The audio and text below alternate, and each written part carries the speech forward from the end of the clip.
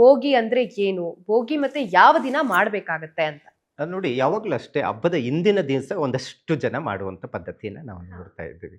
ಆ, ಒಂದಷ್ಟು ಹಬ್ಬದ ಹಿಂದಿನ ದಿವಸ ನಾವು ಬಂದಾಗ ಏಕಾದಶಿ ಈ ವರ್ಷ ಬಂದಿರೋದ್ರಿಂದ ಭೋಗಿ ಹಬ್ಬಕ್ಕೆ ಅಷ್ಟು ಪ್ರಶಸ್ತವಾಗಿರೋದಿಲ್ಲ ಅಂತ ಹೇಳುತ್ತೆ.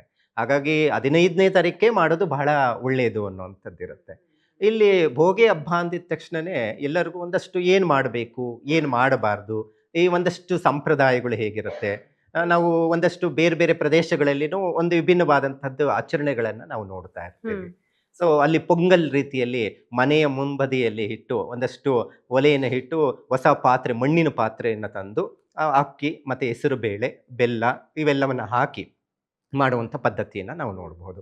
ನಮ್ಮ ಕರ್ನಾಟಕದ ಆಚರಣೆಗಳಲ್ಲಿ ಬಹಳ ಮುಖ್ಯವಾಗಿರುವಂಥದ್ದು ಭೋಗಿ ಹಬ್ಬ ಅಂತ ಹೇಳಿದ್ರೇನೆ ಒಂದಷ್ಟು ಆ, ಪ್ರಕೃತಿಯನ್ನು ಆರಾಧನೆ ಮಾಡುವಂಥದ್ದು. ಅದರ ಜೊತೆಗೆ ಬೆಳೆದಂಥ ದವಸ ಧಾನ್ಯಗಳನ್ನು ಇಟ್ಟು ನೈವೇದ್ಯಾದಿಗಳ ರೀತಿಯಲ್ಲಿ ಧನಲಕ್ಷ್ಮಿ ಮತ್ತು ಧಾನ್ಯಲಕ್ಷ್ಮಿಯನ್ನು ಪೂಜೆ ಮಾಡುವಂಥ ಪದ್ಧತಿ ಅಂತ ಹೇಳ್ತೀವಿ. ಸೊ ಇದನ್ನ ಆಚರಣೆ ಮಾಡುವಂಥದ್ದು ಹೆಚ್ಚಿನ ಮಟ್ಟಿಗೆ ಹಳ್ಳಿ ಕಡೆ ನಾವು ನೋಡಬಹುದಾಗಿದೆ. ಆದರೆ ಸಿಟಿ ಕಡೆ ಯಾರೂ ಆಚರಣೆ ಮಾಡೋದಿಲ್ಲ. ಸಿಟಿಯಲ್ಲಿ ಅದೇ ನೀವ್ ಹೇಳ್ದಾಗೆ ಅವಾಗ್ಲೇ ಅವರೆಕಾಯಿ, ಗೆಣಸು, ಹೌದು. ಆಮೇಲೆ ನೆಲಗಡ್ಲೆ ಇದನ್ನ ಬೇಯಿಸ್ಬಿಟ್ಟು ಇಡ್ತಾರೆ. ಬೇಯಿಸ್ಬಿಟ್ಟು ಅದನ್ನೇ ದೇವ್ರಿಗಿಟ್ಟು ಅಕ್ಕಪಕ್ಕ ಮನೆಯವರಿಗಾಗ್ಲಿ ಎಳ್ಳು ಬೆಲ್ಲ ಹಂಚುವಂಥದ್ದು. ಬೀರುವಂತ ಸಂದರ್ಭದಲ್ಲಿ ಇದನ್ನು ಸಹ ಹಂಚುವಂತ ಪದ್ಧತಿ ನಿಜ. ನಾವು ನೋಡಬಹುದಾಗಿದೆ.